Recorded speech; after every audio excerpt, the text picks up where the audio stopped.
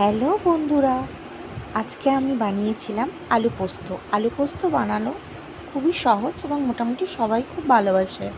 আলু পোস্ত বানানোর জন্য প্রথমে আমি কড়াইতে কিছুটা সর্ষের তেল নিয়ে নিয়েছিলাম 4 চামচের মতো, এবং তারপর তাতে দিয়ে দিয়েছিলাম শুকনো লঙ্কা ও কালো জিরে ফোড়ন।